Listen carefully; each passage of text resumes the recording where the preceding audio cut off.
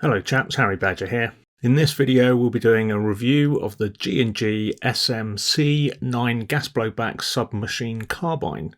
On the website that I bought it from, it's described as an absolute QCB monster. So let's find out if she is a little monster or just a pussycat. So what is it exactly? Well, it's a G&G GTP-9 pistol lower frame inside a carbine kit. And this turns it into a cool little submachine gun, or should I say, a submachine carbine. It's available in two options. Firstly, just as the kit without the lower half of the GTP-9 pistol or the magazine, and that's for £199. Or you can get it as a complete SMG with the lower GTP-9 pre-installed and ready to go for £249. I've got the ready to go SMC version. To be clear, it's the G&G pistol lower frame that's used to make the SMC. You cannot break down the SMC to make a complete GTP-9 pistol. The slide and the barrel, they're both integral to the SMC.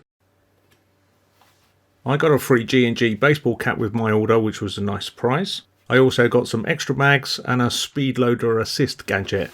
I'll come on to those later.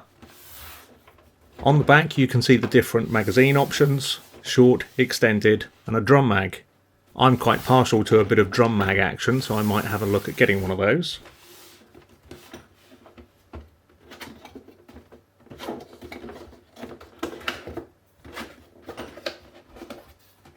In the box you get an instruction leaflet. I would highly recommend that you read this. I did the usual bloke thing and ignored it, but it would have saved me a lot of time had I followed the quick setup guide whilst I was playing with the unboxing. You get a larger pistol grip backstrap, a speed loader that actually works and doesn't jam, a quick release sling mount, a cleaning rod,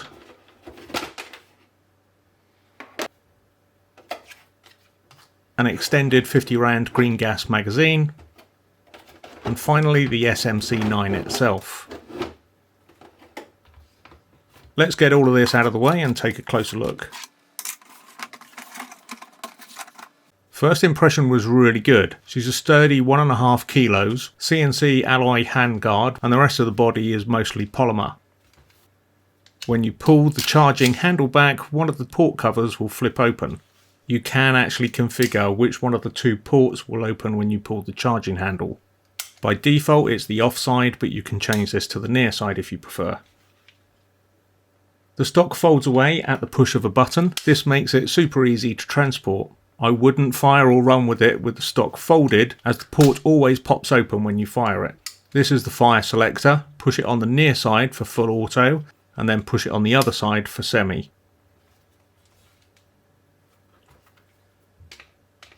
The mag release is nice and ambidextrous. You can release it either with your index finger or your thumb from either side. Along with the two-stage trigger safety, there is also a secondary safety catch. If you see the red dot on the safety, you're ready to shoot. There's a quick release sling mount hole on the handguard. You can easily swap all of the furniture around if you're left-handed. The front sling mount doesn't rotate, but you can insert it at either 90 or 180 degrees. Your sling could then attach to the front and rear sling mounts. I'll probably just use the rear mount myself. The grip back strap can easily be swapped out depending on the size of your hands. These are the flip-up iron sights, which are actually metal, not plastic, like I've seen on many other guns. Out of the box, my rear sight was set way off to the left. The sights can be adjusted up down at the front and left and right at the rear. To remove the lower pistol frame, pull the locking catch, which is just located behind the grip. Pull the charging handle back and then lift up the catch just in front of the trigger. Then the lower slide will slide back and then come completely off. This gives you access to the gas nozzle and all the internals. To put the lower frame back on, it's simply a reverse of how you took it off.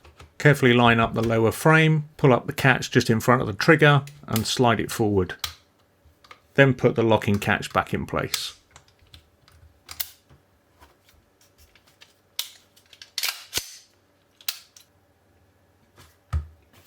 So let's pop a little bit of green gas into the magazine. The seal on the magazine is good and doesn't need any work. These are really solid weighty mags. To fire, I have to remember that this is a pistol, not an SMG, so I have to pull down on that slide release. The offside port cover will automatically flip up. You can also flip up the near side port cover. Don't fire it when the stock is collapsed. I got an extra couple of magazines and a load assist gadget. These magazines are just the extended magazines for the GTP-9 pistol.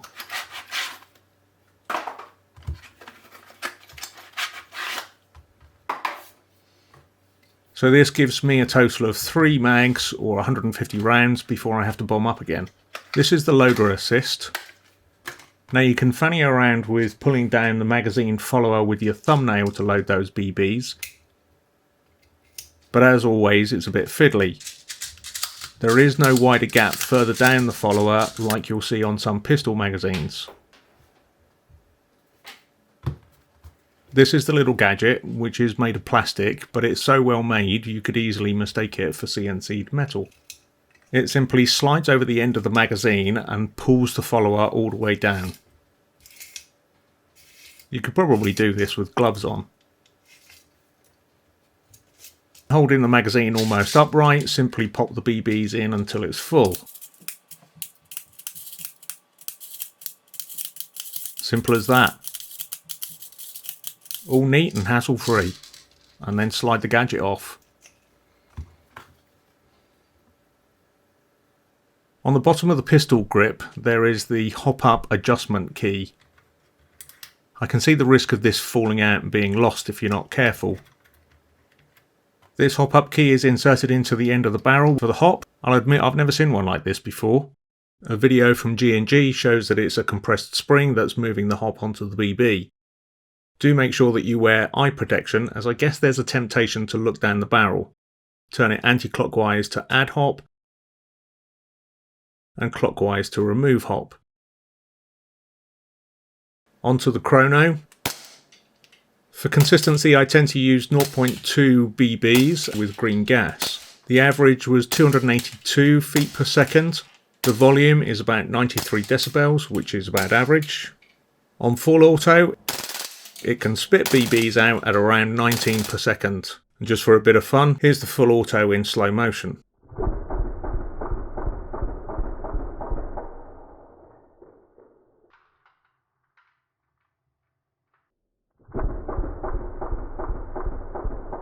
One issue I did run into was when I used a bottle of ASG Blaster 0.2 BBs. The SMC-9 was a bit brutal and absolutely chewed through these BBs. They were getting caught and chewed to bits in the firing chamber. Swapping the BBs for another higher quality brand and they went through without an issue. For accuracy, well, I'll have to wait until the current lockdown is lifted and then I can get out into the field and do a proper test. Final thoughts? Well, I fell in love with her the moment I opened the box. I really like the solid build and the fact that all of the furniture on the gun can be completely configured to your preference. If I was starting out in airsoft again, would I buy this pistol? Hell yeah. If she performs anything like I expect her to, she'll be an awesome little shooter. Score out of 10, and without a proper skirmish field test, it's a conditional 9 out of 10. I'll soon be posting all of the stats, specs and the scores of all of my reviews on the harrybadger.com website. But in the meantime, make sure you subscribe to see more honest reviews of airsoft kit.